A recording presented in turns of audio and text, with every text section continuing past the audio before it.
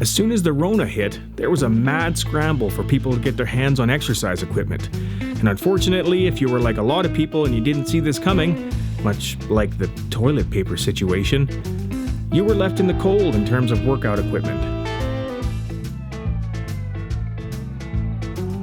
Luckily for us, we are creative. What's up, everybody? I'm Mitch, the Fit for Moto guy and certified trainer. In this video, I'm gonna give you 4 more exercises that you can do at home that are completely free, and I'm pretty sure you're gonna have the stuff on hand to get these things done, and they're gonna be really effective. So go ahead and grab some pre-workout from the link below, roll the intro, and let's get after it.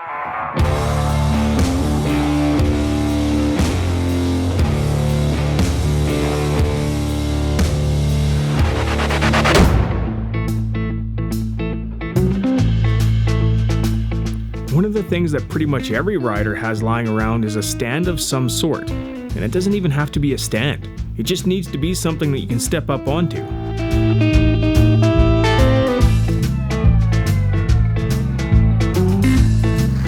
Yeah, so it doesn't have to be a stand. It could just be a box with a bunch of stuff in it so that when you step on it, it doesn't just cave in. Doesn't matter, it's all gonna do the same thing. The movement itself is really pretty simple. This one's a little bent, so that's kind of sketchy, but nonetheless, the movement's pretty simple. It's just gonna be a jump up onto the stand or the box or whatever it is that you have. So you'll start in a low squat position with your legs are kind of sprung a little bit, and then jump up onto the stand, back down into that squat position, spring up onto the stand, jump back down into the squat position. Movement's pretty simple, right? You don't need much to get it done, but you do a bunch of those in a row, it's gonna start getting tiring. Let's move on to the next one. Another thing you should have lying around as a rider are either spare broken ones, or you can even take the one off your bike. I'm talking about the tire and rim setups. These will take the place of a kettlebell or a dumbbell or a weight of some kind. I probably should have washed them, whatever. So if you don't have any spare tire rim sets kicking around, you can literally take the ones right off your bike if you need to. And if you need heavier ones, maybe one of them isn't heavy enough, stack 2 of them together. Or if they're bicycle tires, grab a couple of them. Do whatever you need to do. Like I say, they're just gonna take the place of a kettlebell or something like that. They're just a means of holding weight. So like holding a weighted plate. You know what I mean? Like a plate that people bench press, something like that. It's gonna be doing the same thing, only we got these things lying around so you don't have to spend the money on the extra equipment. Pretty straightforward thing to do. So today we're gonna be using these just as an extra weight to do squats. So straightforward, you're gonna hold it in front of you, get your stance to that shoulder width apart, give or take. You're gonna start to tilt that water bucket like I told you in the previous video with the squats. Come down into a squat position and stand up again. Down into a squat and stand up again. This is gonna do a couple things. So not only obviously is it doing a squat, it's a little more than body weight depending on which tire rim thing that you use, but also think about your delts, your shoulders, and your arms have to hold this thing up. So again, as you're doing this movement, a lot of that load is being transferred into your biceps, your front shoulders, because you're kind of holding it out, and you're just gonna use that as a weight. Again, if that's not heavy enough, you certainly can go up to you're gonna go up to something a little heavier yet.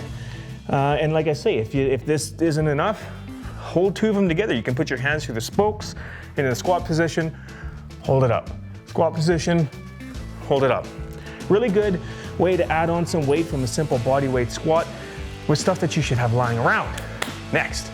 Surely everybody has some form or another of a ball kicking around their house. I'm not a basketball player at all. Be it a soccer ball, a basketball, these will come in pretty handy for a new form of push-up movement. So I have here an actual weighted ball, but you can have a basketball, you can have a soccer ball. You can really experiment with balls here. Nonetheless, they're all gonna do the same thing. So if you're familiar with a push-up, or if you're not, I did make a video on how to do a proper push-up. Check out that video. It's just a basic home workout, involves body weight stuff, a push-up being one of them. We're gonna be doing that, but with a play on it with using a basketball or a soccer ball or whatever. Pretty straightforward to do, but it's going to involve a few different muscles that the original push-up didn't do, and you probably have one of these things kicking around your house. No pun intended. Right, so pretty straightforward to do.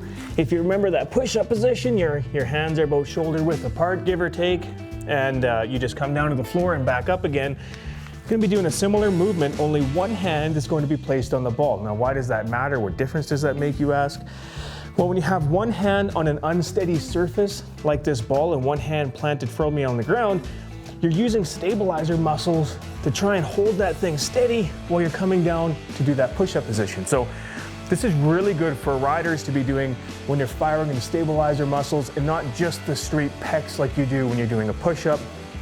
Really beneficial when it comes to those quick reaction movements and stability movements when you're on the track or the trail or whatever. So again, one hand goes on top of the ball, one hand's on the ground, down into the push-up position, back up, roll the ball across to the other hand, back down, back up, roll the ball across, back down, back up.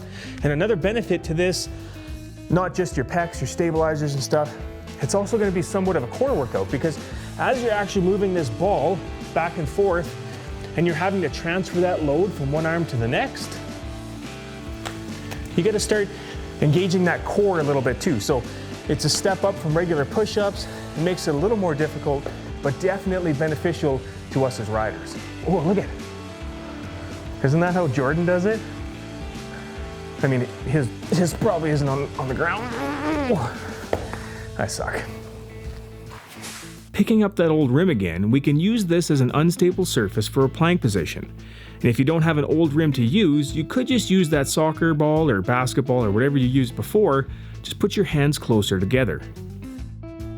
Yeah, so if you grab that old rim you got kicking around, or we can use that ball again, if you don't have an old rim that you don't mind kind of putting some pressure on some spots and maybe tweaking a little bit, grab those old things, grab the ball, whatever, and we're gonna get into a plank position. Now the plank position becomes pretty important because it involves a bunch of your core muscles, and that's obviously pretty important when you're riding a bike when it comes to mobility, stability on the bike, being able to move that thing around as you see fit. This piece of hair of my hat is driving me crazy.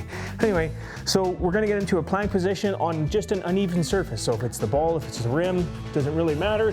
Just get into that plank position and try and hold it stable. It might be, initially you might be really, oh God, kind of shaky, but after a while, you'll build up those stabilizers and you'll get really quite stable. If you want to take it to a whole nother level, I don't know if you remember my lacrosse ball video, but you can take one of those, put it on there. Now, this is a really unstable surface, so I wouldn't recommend doing this unless you're on level expert, but as you can see, that's really unstable and it's gonna challenge you in a whole new way. So same thing, just put the lacrosse ball under there, get into that plank position, and that's really a great way to work on your core stability and work on your core strength overall. Pretty awesome. Okay, so 4 pretty simple movements with stuff that you probably have at home, right? I think that's fair to say. Turning this into a workout is pretty straightforward as well. So you have 4 movements, and it's just a matter of putting those into kind of like a circuit. So let's say you're gonna do 20 reps each of the movements, except for the plank position. You're gonna hold that plank for 60 seconds. And you're gonna do all that 4 times. Now, this could be a little too hard, it could be a little too easy for you. That's one of the great parts about this is you can just scale it. So if it's too easy, add another round. If that's too easy, add another round. Eventually you're gonna get tired. And conversely, if it's too difficult for you, take a round away, go down to 3. Just do whatever you need to do. It's totally scalable. And like I said, you probably have a bunch of this stuff kicking around. If not, you can probably come up with something that's along those similar lines without having to break the bank, even if you could get the equipment. Pretty awesome, I think. That's a workout.